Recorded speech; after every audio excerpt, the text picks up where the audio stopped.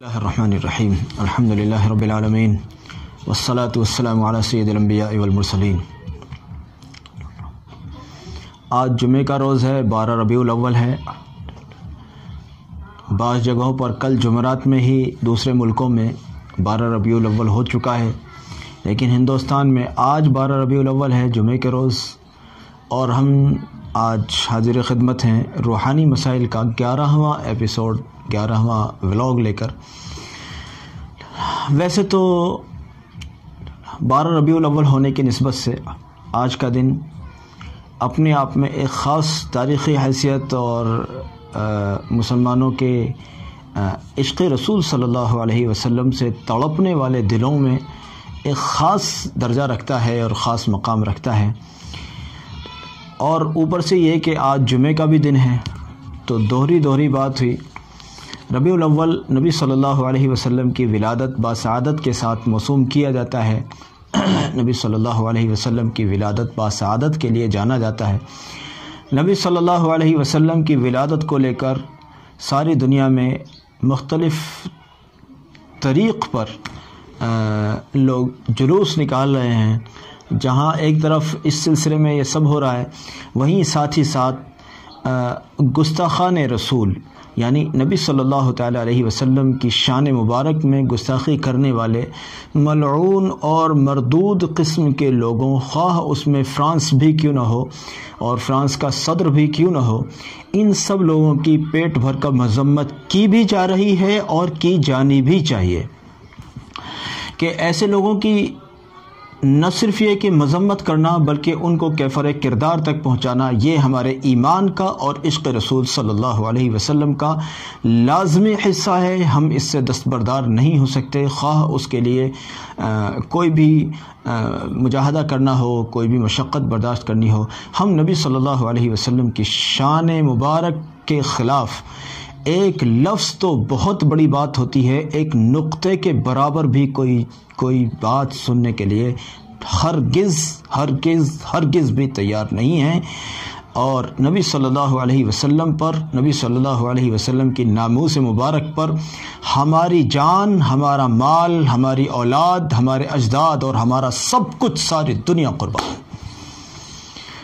اور حق تو یہ ہے کہ اتنا سب کچھ کے باوجود بھی ہم نبی صلی اللہ علیہ وسلم کا حق ادا نہیں کر سکتے کہ جان دی کہ دی ہوئی اسی کی تھی۔ حق تو یہ ہے کہ حق ادا نہ ہوا، حق تو یہ ہے کہ حق ادا نہ ہوا۔ نبی صلی اللہ علیہ وسلم پر ہمارا سب کچھ نثار ہو۔ آج کل ایک مہم چلی ہوئی ہے، میں اپنی دوسری بات پر ہی آؤں گا انشاءاللہ، لیکن ایک مہم چلی ہوئی ہے کہ فرانس کی مصنوعات کا بائیکاٹ کیا جائے۔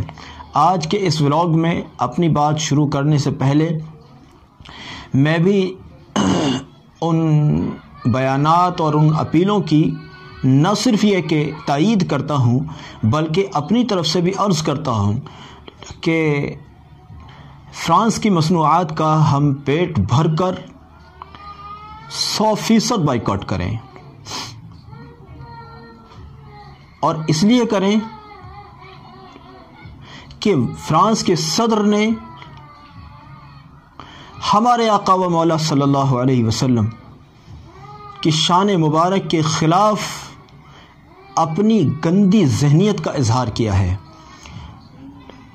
اللہ رب العزت اس کمبخت کو ہدایت عطا فرمائے، یا پھر اس کے فتنے سے امت کو نجات عطا فرمائے، اور نبی صلی اللہ علیہ وسلم کی ناموس مبارک کا بھرپور تحفظ فرمائے اللہ، کہ نبی صلی اللہ علیہ وسلم عظیم الشان، عظیم المرتبت ہستی کے مالک ہیں۔ نبی صلی اللہ علیہ وسلم کی شان ایسی نہیں ہے کہ کوئی بھی گلیوں میں پھرنے والا آوارہ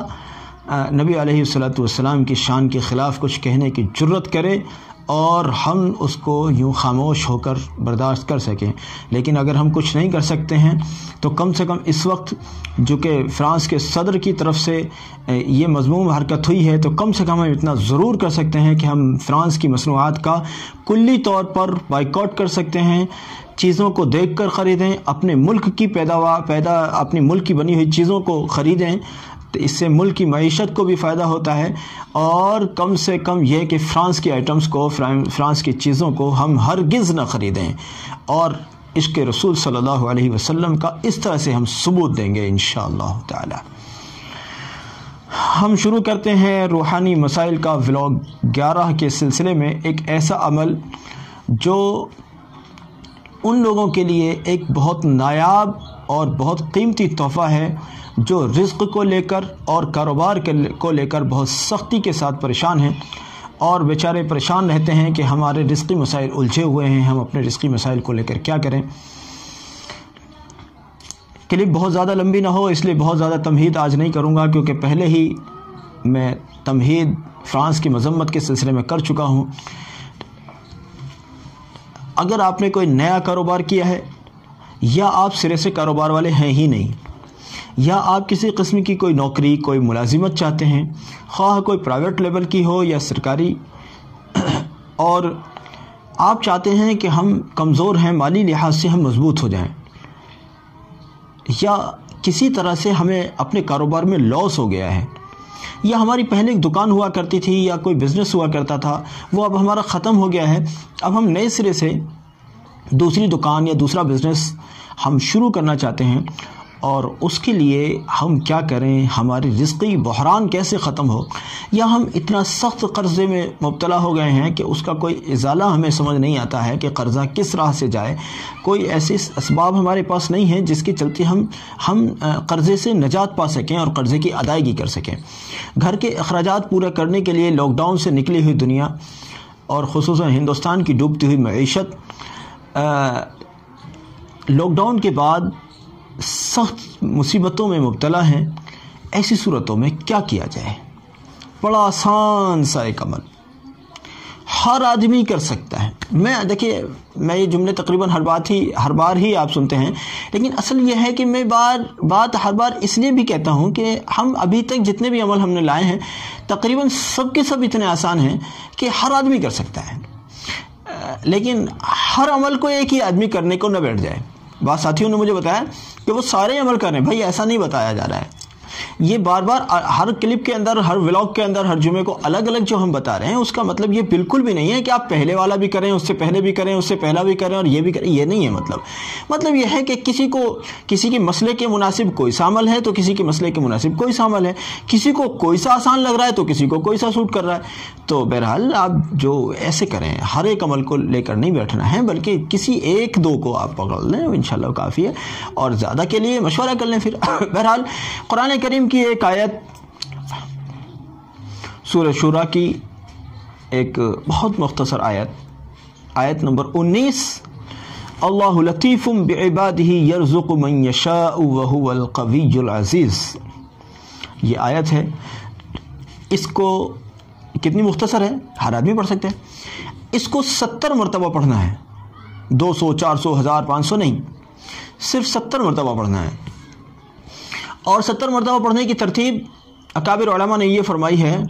کہ صبح کو نماز فجر کے بعد جو آپ کی مسنون اذکار ہیں، جیسے آیت الکرسی، سورہ اخلاص، اللہم انت السلام وغیرہ کی جو دعائیں ہیں، یا سبحان اللہ الحمدللہ اللہ اکبر یعنی تسبیح فاطمہ، یہ سب چیزیں جو آپ کر کے فارغ ہو جائیں، اس کے بعد 70 مرتبہ اللہ لطیف بعبادہ یرزق من یشاء وہو القوی العزیز، اس آیت مبارکہ کو اسی حالت میں بیٹھے بیٹھے 70 مرتبہ پڑھیں۔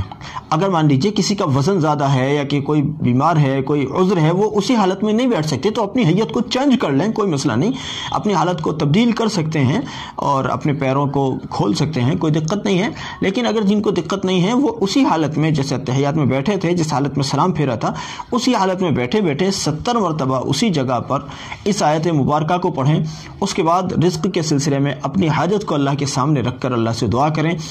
اور اس کو مستقل پڑھنے کی عادت بنائیں، بچوں کو بھی سکھائیں۔ آپ یقین جانیے گا انشاءاللہ تھوڑے ہی دنوں کے اندر آپ تعجب میں پڑ جائیں گے کہ آپ کی غربت اور آپ کی مفلسی آپ کو خدا حافظ کہہ کر چلی گئی ہے۔ اگر آپ بے روزگار ہیں تو کاروبار آپ کا چل نکلے گا انشاءاللہ، کوئی کاروبار نہیں ہے تو کسی کاروبار کی صورت بن جائے گی، اور کچھ بھی نہیں ہے، بہرحال کسی نہ کسی صورت اللہ رب العزت آپ کے لیے رزق کی راہ ہموار فرما دیں گے انشاءاللہ۔ اس کے لیے آپ اس کو آج ہی سے شروع کریں۔ میں ہر بار کی طرح سے گزارش کرتا ہوں، خدا را ہمارے چینل کو، ہمارے کلپس کو زیادہ سے زیادہ لوگوں تک پہنچایا کریں اور ثواب سمجھ کر پہنچایا کریں. کہ اصل میں دیکھیے لوگ پتہ نہیں کیسے کیسے لوگوں سے بیچارے دھوکے کھاتے ہیں، اور انہیں کوئی قرآن و حدیث میں بتائے ہوئے اعمال اور عملیات اور ذکر اذکار یا تو کوئی بتاتا نہیں ہے یا بتانے والوں تک وہ پہنچتے نہیں ہیں. نتیجہ یہ ہے کہ جو کام فری میں تھوڑے سے آپ کے ذکر اذکار کے ذریعے سے ہو سکتے ہیں، اس کے لیے لوگ بہت موٹی موٹی رقومات خرچ کرتے ہیں، اور اس کے باوجود بھی ان کے مسئلے حل نہیں ہو پاتے. اس لیے کیا آپ نہیں چاہتے کہ آپ لوگوں کے معاون بنیں، اس طرح سے لوگوں کی خدمت کریں کہ یہ کام کی باتیں لوگوں تک پہنچائیں؟ اس سے ہمارا بھی ایک بھرپور تعاون ہے آپ کی طرف سے، اور لوگوں کو بھی یہ خیر کا پیغام ملے گا تو لوگ بھی انشاءاللہ اس سے نفع حاصل کریں گے.